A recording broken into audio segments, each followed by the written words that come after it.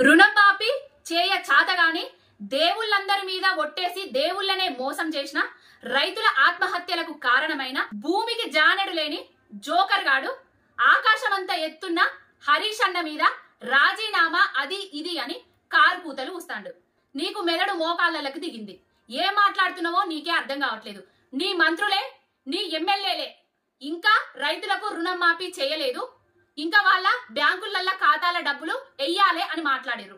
అది మరచి మాట్లాడుతున్నావా? ఇంకొక వైపు నువ్వు రుణం మాఫీ చేయలేదని రైతులు ఆత్మహత్యలు చేసుకుంటే వాళ్ళ ఆత్మహత్యలు కనబడట్లేదా? 50% కూడా రైతు రుణం మాఫీ చేయక హరీష్ అన్న రాజీనామా మీద బొరుగుతావేమిరా సన్నాసి సవట దద్దమ్మ. హరీష్ అన్న మీద ఒక్క మాట మాట్లాడితే నీకు 100 మాటలు వస్తాయి. నీ అసంటోడు మందికి పుట్టిన బిడ్డలను మా బిడ్డలు అని ముద్దాడే రకం.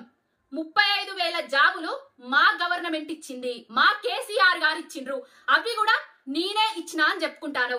మీ మంత్రులు, మీ ఎమ్మెల్యేలే ఆయన మా ఎమ్మెల్యే కాదు వాళ్ళే కొట్టుకుంటున్నారు అని చెప్పిన తర్వాత కూడా ఇయాలొచ్చి సభా ముఖంగా మంచిగా కొట్టిర్రు, మంచిగా చేసిండ్రు, ఈపు చింతపండు చేసిండు, ఆయన మా ఎమ్మెల్యేనే అని ఎట్లా చెప్పుకుంటున్నావు?